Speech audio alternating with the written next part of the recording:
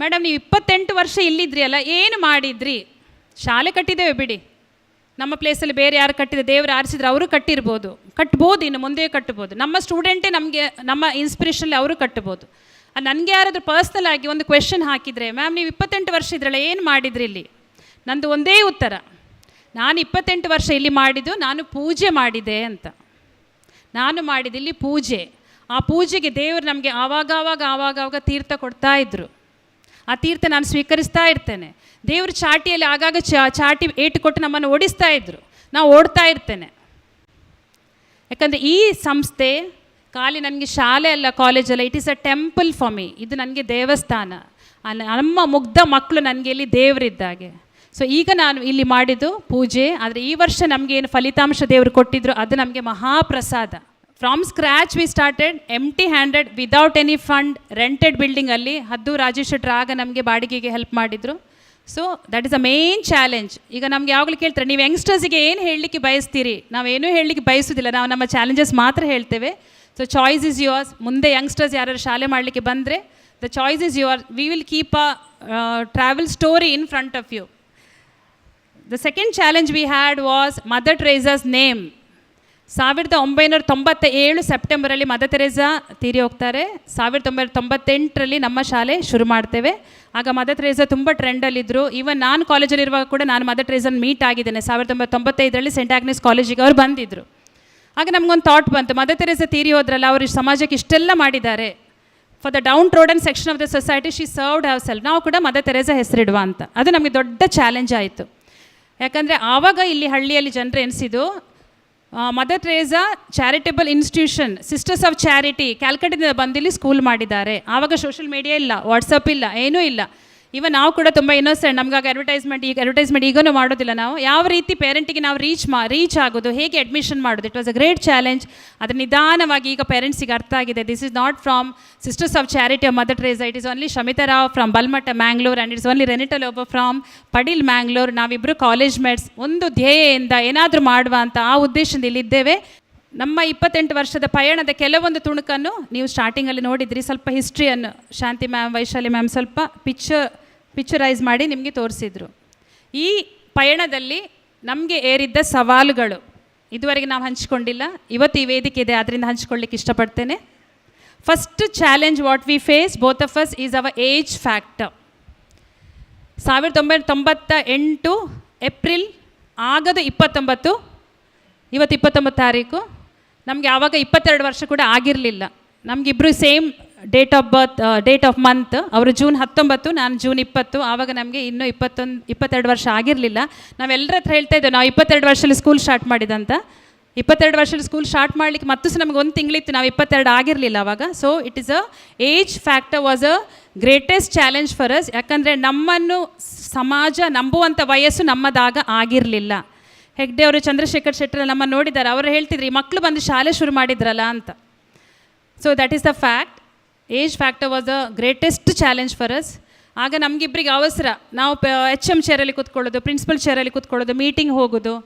ನಮಗೆ ಯಾವಾಗೊಮ್ಮೆ 40 ವರ್ಷ ಆಗಲಿಲ್ಲಪ್ಪ, ಯಾವಾಗೊಮ್ಮೆ ನಮಗೆ ದಪ್ಪ ಬಾಡಿ ಬರಲಿಲ್ಲಪ್ಪ, ನಾವೆಂತ HM ನವ್ರು, ನಾವೆಂತ because we were so lean and so young. So that is the challenge we had. ಕೂಡಲೇ ನಮ್ಮನ್ನು ಸಮಾಜ ನಂಬುವ ಸ್ಥಿತಿಯಲ್ಲೂ ಇರಲಿಲ್ಲ. ಎಲ್ಲರೂ ಹೇಳ್ತಾಯಿದ್ರು, ಸಣ್ಣ ಪ್ರಾಯ ಅಲ್ಲ, ಬ್ಲಡ್ ಬಿಸಿ ಇದೆ, ಈಗ ರಕ್ತ ಬಿಸಿ ಇದೆ, ಒಂದು ಸ್ವಲ್ಪ ಶಾಲೆ ಮಾಡ್ಬೋದು, ಇವರು 3-4 ವರ್ಷ ಮಾಡ್ತಾರೆ ಮತ್ತೆ ಹೋಗ್ತಾರೆ ಅಂತ. ಸತ್ಯ ಹೇಳಬೇಕಾದ್ರೆ ನಮಗೂ ಗೊತ್ತಿಲ್ಲ ನಾವು ಇವತ್ತು ಇಲ್ಲಿ ಇರ್ತೇವಂತ. ಆ ದಿನದಲ್ಲಿ ನಮ್ಮ ಆಲೋಚನೆ ಇತ್ತು, ಪ್ರೈಮರಿ ಸ್ಕೂಲ್ 7ನೇ ಕ್ಲಾಸ್ವರೆಗೆ ನಾವು ಮಾಡ್ಬೋದು ಅಂತ. ಅದೊಂದು ಏಜ್ ಫ್ಯಾಕ್ಟರ್ ಇದೆ. ಯೂಶ್ವಲಿ ಎಂತ ಮಾಡ್ತಾರೆ, ಈಗ ನಾವು ನೋಡ್ತಾ ಇರೋದು 35 ವರ್ಷ, 38 ವರ್ಷ, 40 ವರ್ಷ, 60 ವರ್ಷ ರಿಟೈರ್ಮೆಂಟ್ ಏಜಲ್ಲಿ ಎಲ್ಲರೂ ಸ್ಕೂಲ್ ಸ್ಟಾರ್ಟ್ ಮಾಡುವಂಥದ್ದು, ಅಥವಾ ಸ್ಟಾರ್ಟ್ ಮಾಡಿದ ಸ್ಕೂಲನ್ನು ಅವ್ರು ಪರ್ಚೇಸ್ ಮಾಡುವಂಥದ್ದು. ಆದರೆ ನಮ್ಮ ಕತೆ ಬೇರೆಯೇ ಇತ್ತು. ದೇವರು ನಮ್ಮನ್ನು ಎಲ್ಲಿವರೆಗೆ ಇಡ್ತಾರೆ, ನಮ್ಮ ಮಕ್ಕಳಿಗೆ ನಾವು ಎಲ್ಲಿವರೆಗೆ ಬೇಕು ಅಲ್ಲಿವರೆಗೆ ಇಲ್ಲಿ ಇರ್ತೇವೆ. The third challenge what we face was English medium. ಸರಿಗೆ ಗೊತ್ತು, ಆಗ ಎಜುಕೇಷನ್ ಡಿಪಾರ್ಟ್ಮೆಂಟ್ ತುಂಬಾ ತೊಂದರೆ ಇತ್ತು. ಕನ್ನಡ ಮೀಡಿಯಮ್ ಸ್ಕೂಲೇ ಇರಬೇಕು, ಇಂಗ್ಲೀಷ್ ಮೀಡಿಯಮ್ ಮಾಡಬಾರ್ದು, ತುಂಬಾ ಇತ್ತು. ಮತ್ತು ಇನ್ನೊಂದು ನಮ್ಗೆ ಕನ್ವಿನ್ಸ್ ಆಗಿ, ನಮಗೆ ಡಿಪಾರ್ಟ್ಮೆಂಟ್ಗಿಂತ ಹೆಚ್ಚು ನಮಗೆ ತೊಂದರೆ ಕೊಟ್ಟದ್ದು ಪೇರೆಂಟ್ಸ್ ಮೆಂಟ್ಯಾಲಿಟಿ. ಆವಾಗದು ಪೇರೆಂಟ್ ಮೆಂಟ್ಯಾಲಿಟಿ. ಎಲ್ಲ ಮಕ್ಕಳು ಗೌರ್ಮೆಂಟ್ ಶಾಲೆಗೆ ಹೋಗುವವರು. ಆಗ ಯಾರಿಗೆ ಇಂಗ್ಲೀಷ್ ಮೀಡಿಯಮ್ ಬೇಕು ಅವರು ಕುಂದಾಪುರಕ್ಕೆ ಹೋಗುವವರು, ಕುಂದಾಪುರದಲ್ಲಿ ಮನೆ ಮಾಡಿ ಮಕ್ಕಳೊಟ್ಟಿಗೆ ಇರುವವರು. ಸರಿಗೆಲ್ಲ ಗೊತ್ತಿದೆ. ನಾವು UKGಯಲ್ಲಿ 4 ಮಕ್ಕಳು, ಆಗ LKGಯಲ್ಲಿ 8 ಮಕ್ಕಳು. So we started the school 12 student end of the year, ಬಿಗಿನಿಂಗಲ್ಲಿ 7 ಮಕ್ಕಳು ಮಾತ್ರ ಇದ್ದರು, ಮಾರ್ಚ್ ಮುಗಿಬೇಕಾದ್ರೆ 12 ಮಕ್ಕಳಾದರು. ಸೊ ಇಂಗ್ಲೀಷ್ ಮೀಡಿಯಮ್, ಆವಾಗೆಲ್ಲ ಪೇರೆಂಟ್ಸ್ ಇಂಗ್ಲೀಷ್ ಯಾಕೆ, ಕನ್ನಡನೇ ಮಾತಾಡ್ಬೋದಲ್ಲ, ಇವರು ಕನ್ನಡದ ಎಗೇನ್ಸ್ಟಾ. ನಾನು ಕೂಡ ಕನ್ನಡ ಮೀಡಿಯಮಲ್ಲೇ ಕಲ್ತದ್ದು, ನಮ್ಮ ಮಾತೃಭಾಷೆ ಕೂಡ ಕನ್ನಡನೇ. We were not against Kannada, but it was difficult for the parent to convince for English medium. ಯಾಕಂದರೆ ಪೇರೆಂಟ್ಸಿಗೆ ಆಗ ಭಯ ಇತ್ತು, ನಮ್ಗೆ ಇಂಗ್ಲೀಷ್ ಬರೋದಿಲ್ಲ, ನಮ್ಗೆ ಅರ್ಥ ಆಗೋದಿಲ್ಲ, ನಾವು ಮಕ್ಳಿಗೆ ಹೇಗೆ ಹೇಳಿಕೊಡೋದು, ಇವರು ಹೋಮ್ವರ್ಕ್ ಕೊಡ್ತಾರಾ. So that was one more challenge. ಅದಾಗಿ 2007 ನಾವು 7ನೇ ಕ್ಲಾಸ್ ಮುಗಿಸಿ ನಾವು ಇನ್ನು ಹೈಸ್ಕೂಲ್ ಸ್ಟಾರ್ಟ್ ಮಾಡಬೇಕು. ನಮಗೆ ಅದು ಆಲೋಚನೆ ಇರಲಿಲ್ಲ. ವಿ ವೆ ವೆರಿ ಸ್ಕ್ಯಾರ್ಡ್, ಹೈಸ್ಕೂಲೆಲ್ಲ ಬೇಡ, we were very much scared. ಯಾಕಂದರೆ 2007 ನಮ್ಮದು 7ನೇ ಕ್ಲಾಸಲ್ಲಿ ಇದ್ದದ್ದು ಖಾಲಿ 14 ಮಕ್ಕಳು. ನಾವು ಎಜುಕೇಷನ್ ಡಿಪಾರ್ಟ್ಮೆಂಟ್ ಹೋಗ್ತೇವೆ, ಬಿ ಒ ಆಫೀಸಲ್ಲಿ ವಿಚಾರಿಸ್ತೇವೆ. ಆಗ ಬಿ ಒ ತುಂಬ ಚೇಂಜ್ ಆಗ್ತಾಯಿದ್ರು. ನಮ್ಮ ಮೆಮೊರಿಯಲ್ಲಿ ಕಂಟಿನ್ಯೂಸ್ ಆಗಿ ಬಾಂಡೇಜಲ್ಲಿದ್ದ ಬಿ ಒ ಒಂದು ಗೋಪಾಲ್ ಶೆಟ್ಟಿ ಇರ್ಬೋದು, ಅಶೋಕ್ ಕಾಮತ್ ಸರ್ ಸ್ವಲ್ಪ ಟೈಮ್ ಚಾರ್ಜ್ ಆಗಿದ್ದರು. ಆವಾಗ ನನ್ನ ಬರ್ಡನ್ ಹೊರೆಯನ್ನು ತುಂಬ ಕಡಿಮೆ ಮಾಡಿದ್ದಾರೆ. I have lot of regard and respect for him. ಆ ಟೈಮಲ್ಲಿ ನಾವು ಹೈಸ್ಕೂಲ್ ಮಾಡಬೇಕಾದ್ರೆ ನಮಗೆ ಅಲ್ಲಿ ಕೇಸ್ ವರ್ಕರ್ ಹೇಳ್ತಾರೆ, ಮ್ಯಾಮ್ ನಿಮ್ಗೆ ಹೈಸ್ಕೂಲ್ ಮಾಡಲಿಕ್ಕೆ ಆಗೋದಿಲ್ಲ, ನಿಮ್ಮ ಹತ್ರ ಇರೋದು 14 ಮಕ್ಕಳು, ಹೈಸ್ಕೂಲ್ ನೀವು ಮಾಡಬೇಕಾ 40 ಮಕ್ಕಳು ಮಾಡಿಕೊಡಿ ಅಂತ. We took it very seriously. ನಮಗದು ವಿಷಯ ಸಾಧಾರಣ ಜನವರಿ ಡಿಸೆಂಬರಲ್ಲಿ ಗೊತ್ತಾಗ್ತದೆ. ನಾವಿಬ್ಬರು ಕ್ಲಾಸ್ ಆದಮೇಲೆ, ಆವಾಗ ನಾವು ಖಾಲಿ ಮ್ಯಾನೇಜ್ಮೆಂಟ್ ಅಲ್ಲ, ಇವಾಗೂ ಅಲ್ಲ, we are teachers also. Class ಆದಮೇಲೆ 4 ಗಂಟೆ ನಂತರ ರಾತ್ರಿ 9, 10, 11 ಗಂಟೆಗೂ ನಾವು ರಿಟರ್ನ್ ಬಂದದುಂಟು, ಮತ್ತೆ ಅಡುಗೆ ಮಾಡಿ ಊಟ ಮಾಡಿದ್ದುಂಟು. We used to go house to house looking for students. ಆ ಟೈಮಲ್ಲಿ ನಮಗೆ ಕೆಲವು ತುಂಬಾ ಪೇರೆಂಟ್ಸ್ ಸಹಾಯ ಮಾಡಿದ್ದಾರೆ. ನಾವು in the month of May ತಿಂಗಳಲ್ಲೇ ನಾವು 41 ಮಕ್ಕಳಿಗೆ ಆಗುವಷ್ಟು ಪುಸ್ತಕ ಆರ್ಡರ್ ಮಾಡ್ತೇವೆ, 40 ಮಕ್ಕಳಿಗೆ ಆಗುವಷ್ಟು. ಆದರೆ ನಮಗೆ ಜೂನಲ್ಲಿ ಹೈಸ್ಕೂಲ್ ಸ್ಟಾರ್ಟ್ ಮಾಡುವಾಗ ನಮ್ಮ 14 ನಂಬರ್ ಹೋಗಿ ನಮಗೆ 41 ಸ್ಟೂಡೆಂಟ್ಸ್ ಆಗಿದ್ದರು. So that was the main challenge. ಆವಾಗ ನಮಗೆ ಪೇರೆಂಟ್ಸನ್ನು ಕನ್ವಿನ್ಸ್ ಮಾಡಲಿಕ್ಕೆ ತುಂಬ ಕಷ್ಟ ಆಗಿದೆ. So 14 becomes 41. ಕ್ಲ್ಯಾಪ್ ಕೊಡ್ತೀರಲ್ಲ, ನಮಗೂ ಆಗ ಅಷ್ಟೇ ಖುಷಿಯಾಗಿತ್ತು.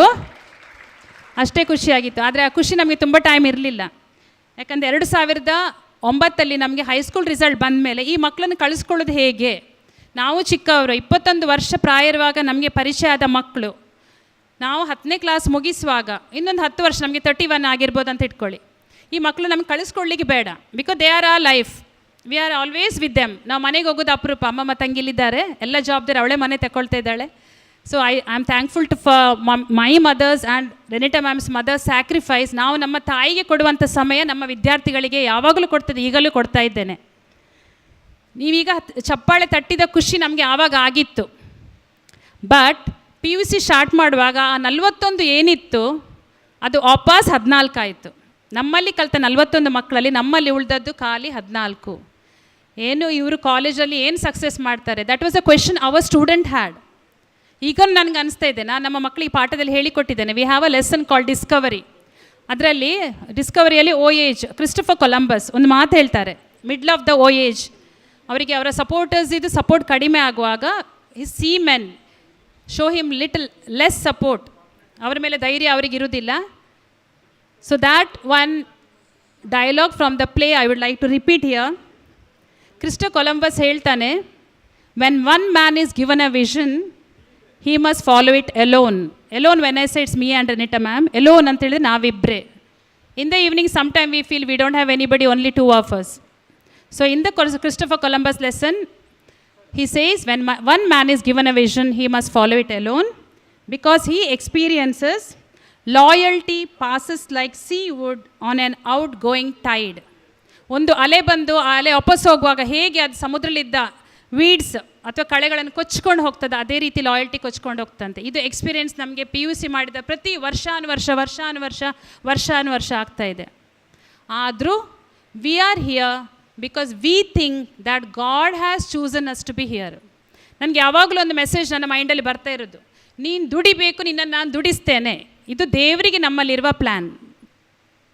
So this is one of the challenge, ಈಗನೇ ಇರುವಂಥ ಚಾಲೆಂಜ್.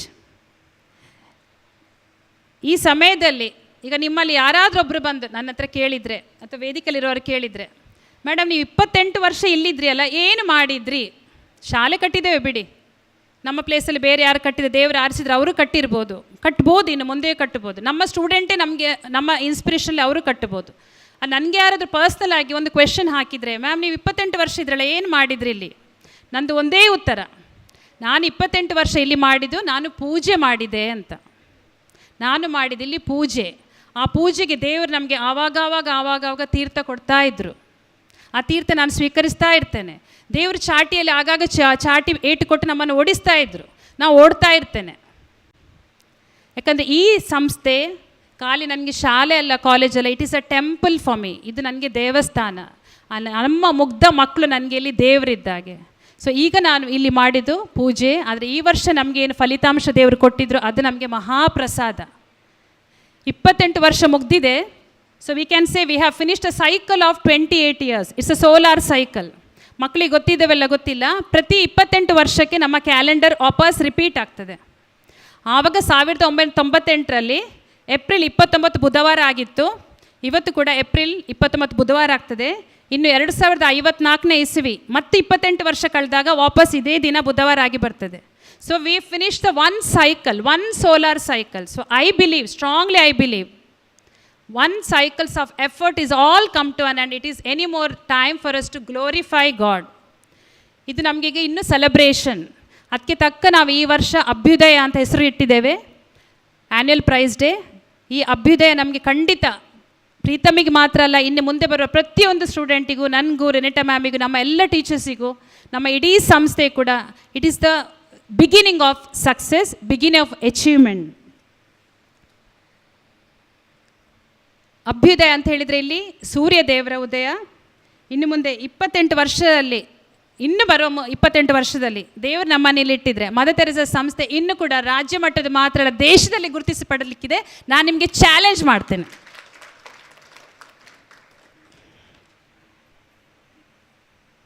ಈ ಶಿಕ್ಷಣ ಸಂಸ್ಥೆಯನ್ನು ಸೂರ್ಯನಂತೆ ಪ್ರಜ್ವಲಿಸಿ ಮತ್ತು ಸಾವಿರಾರು ವಿದ್ಯಾರ್ಥಿಗಳ ಬಾಳನ್ನು ಖಂಡಿತ ಬೆಳಗಲಿಕ್ಕಿದೆ. ಅದೇ ನಿಟ್ಟಿನಲ್ಲಿ ಈ ಗ್ರಾಮೀಣ ವಿದ್ಯಾರ್ಥಿಗಳ ಸೇವೆ, ನಮ್ಮ ಪ್ರಯತ್ನ ನಾವು ಪ್ರಾಮಾಣಿಕವಾಗಿ ಸದಾ ಮುಂದುವರಿಸ್ತೇವೆ ಎಂದು ಈ ವೇದಿಕೆಯಲ್ಲಿ ನಾನು ಹೇಳಲಿಕ್ಕೆ ಇಷ್ಟಪಡ್ತೇನೆ. ನನ್ನ ಮಾತಿಲ್ಲಿ ಮುಗ್ದಿದೆ. ಎಷ್ಟು ಚೆನ್ನಾಗಿ ಅರ್ಥ ಆಯಿತಾ? ಥ್ಯಾಂಕ್ಸ್. ಅರ್ಥ ಆಗದಿದ್ದರೆ ಪುನಃ ನನ್ನ ಮಾತು ಕೇಳಿ ನಿಮ್ಗೆ ಅರ್ಥ ಆಗ್ಬೋದು, because there in the live record. I heartily thank all my teaching staff. Specially ಇನ್ನೊಂದು ಹೇಳಲಿಕ್ಕೆ ಇಷ್ಟಪಡ್ತೇನೆ, 2009ನಲ್ಲಿ PUC ಸ್ಟಾರ್ಟ್ ಮಾಡಿದಾಗ, that time it's beginning, Shankaranna Aithal sir ತುಂಬಾ ಹೆಲ್ಪ್ ಮಾಡಿದರು. ಮತ್ತೆ ಗ್ರ್ಯಾಜುವಲಿ ಲೆಕ್ಚರ್ಸ್, ನಮ್ಮದು ಸ್ಟ್ರೆಂತ್ ಹೆಚ್ಚಾದ ಹೋದಾಗೆ ಲೆಕ್ಚರ್ಸ್ ಚಾಲೆಂಜಸ್ ಬಂತು. ನಾನು ಈಚೆ PUCಗೆ ಟೈಮ್ ಕೊಡಬೇಕು, ಈಚೆ ನಮ್ಮ 10ನೇ ಕ್ಲಾಸ್ ಮಕ್ಕಳು. So I could not somewhere balance in academic of PUC. ಅದರಿಂದ 2 ಪ್ರಿನ್ಸಿಪಲ್ ನಮಗೆ ಇಲ್ಲಿ ಜಾಯಿನ್ ಆಗಿದ್ದಾರೆ. One is Jason sir with the more than 22 years of experience in NEET, JEE and KCET. ಅವರ ಎದುರೇ, ಅವರ ಪರ್ಮಿಷನ್ ಇಲ್ಲದೆ ನಾನು ಇಲ್ಲಿಯ ಮಕ್ಕಳಿಗೆ ಆಶ್ವಾಸನೆ ಕೊಡ್ತೇನೆ, ಈ ಬ್ಯಾಚಿಗಲ್ಲ ಮುಂದೆ ಬರುವ ಬ್ಯಾಚಿಗೂ ಪ್ರತಿಯೊಂದು ಗ್ರಾಮೀಣ ವಿದ್ಯಾರ್ಥಿಗಳು ನಮ್ಮಲ್ಲಿ ಯಾರು ಅಡ್ಮಿಷನ್ಗೆ ಬರಲಿಕ್ಕೆ ಮನಸ್ಸಿದೆ, ನಮ್ಮಲ್ಲಿ ಬಂದಾಗ ಹೇಳ್ತಾರೆ, ಮ್ಯಾಮ್ ನಾನು ಇಲ್ಲಿ ಬರಬೇಕಂತ 9ನೇ ಕ್ಲಾಸಲ್ಲೇ ಪ್ಲ್ಯಾನ್ ಮಾಡಿದ್ದೆ. ನಿನ್ನೆ ಮೊನ್ನೆ ಕೆಲವು ಸ್ಟೂಡೆಂಟ್ ಬಂದು ಹೇಳಿದರು, ಅವರ ಅಮ್ಮ ಹೇಳ್ತಾರಂತೆ, ಇದು ನಿಮಗೆ ಹತ್ತಿರ ಇದೆ, ಅದು ಇಲ್ಲ, ಅವನು 9ನೇ ಕ್ಲಾಸಿಂದನೇ ಪ್ಲ್ಯಾನ್ ಮಾಡಿದ್ದ ಮದರ್ ತೆರೇಸಾಗೆ ಸೇರಬೇಕಂತ ಕೆಲವು ಮಕ್ಕಳು ಬರ್ತಾ ಇದ್ದಾರೆ. So in front of all those student who wants our PUC, I give a promise to you all without asking Jason sir. Forever he is going to be in our institution. JEE, NEET, KCET as a principal ಏನು ಕೊಡಲಿಕ್ಕಿದೆ, as a teacher also he is teaching. He is going to give his best.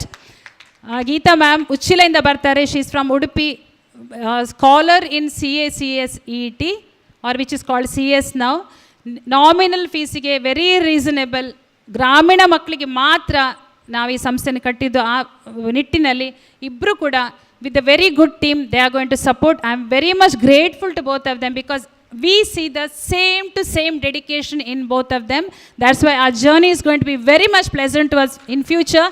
Very soon our PUC result is going to witness without any doubt or without any hindrance, I can say, because it is nothing but it is Abhyudaya. It is a repetition of one more solar cycle, and we are going to be blessed because our hard time is already over. We have a full stop for all our hard times. Finally, one talk. I am ending my talk. ಇಲ್ಲಿ ಗೆಲುವು ನಮಗೆಲ್ಲ ಬಂದಿದೆ, ನಮ್ಮ ಇಡೀ ಶಿಕ್ಷಕ ವೃಂದಕ್ಕೆ ಬಂದಿದೆ, ನನ್ನನ್ನು ಸೇರಿ ಕೂಡ ನಮ್ಮ ಶಿಕ್ಷಣ ಇಲಾಖೆಗೆ ಬಂದಿದೆ, ಜಿಲ್ಲೆಗೆ ಬಂದಿದೆ, ನಮ್ಮ ಇಡೀ ಕೋಸ್ಟಲ್ ಬೆಲ್ಟಿಗೆ ಬಂದಿದೆ. ಉಡುಪಿ ಜಿಲ್ಲೆ ಮಾತ್ರ ಅಲ್ಲ, ನಾವು ಮಂಗಳೂರಿನವರು, ಅದರಿಂದ ದಕ್ಷಿಣ ಕನ್ನಡ ಜಿಲ್ಲೆ ಕೂಡ ಈ ಫಲಿತಾಂಶ ಖುಷಿ ಪಡ್ಬೋದು. ಉಡುಪಿ ಝೋನಿದ ಮಕ್ಕಳು ಎಲ್ಲರಿಗೂ ಬಂದಿದೆ. It is not only his victory, it is not only your district or coastal belt victory, but ಇಲ್ಲಿ ವಿನ್ ಆದದ್ದು ಪ್ರಾಮಾಣಿಕತೆ, ನಿಷ್ಠೆ ಇಲ್ಲಿ ವಿನ್ ಆದದ್ದು, ಪ್ರಾಮಾಣಿಕತೆ ವಿನ್ ಆದದ್ದು, ಲಾಯಲ್ಟಿ ವಿನ್ ಆದದ್ದು ನಮ್ಮ ಸರ್ವಿಸ್ ಟು ದ ರೂರಲ್, ಅದರಲ್ಲೂ ಲಾಯಲ್ಟಿ ಇದೆ. ನಮ್ಮ ಟೀಚರ್ಸ್ ನಾವೇನು ಪ್ಲ್ಯಾನ್ ಮಾಡ್ತೇವೆ ಅವರ ಕರ್ತವ್ಯದಲ್ಲಿ ತೋರಿಸಿದ ನಿಷ್ಠೆ, ವಿದ್ಯಾರ್ಥಿಗಳು ಪ್ರೀತಮ್ ಅವನ ಸ್ಟಡೀಸಲ್ಲಿ ತೋರಿಸಿದ ನಿಷ್ಠೆ, ಹಾಗೂ ನಿಮ್ಮ ಹೆತ್ತವರು ತಂದೆ ಮತ್ತು ತಾಯಿ ನಿಮ್ಮ ಇಬ್ಬರ ಸಂಬಂಧದಲ್ಲಿ ನೀವು ತೋರಿಸಿದ ನಿಷ್ಠೆ. ತಂದೆ ತಾಯಿ ಸಂಬಂಧ ಸರಿ ಇಲ್ಲದಿದ್ರೂ ಕೂಡ ಮಕ್ಕಳಿಗೆ ಸ್ಕೋರ್ ಮಾಡಲಿಕ್ಕಾಗೋದಿಲ್ಲ.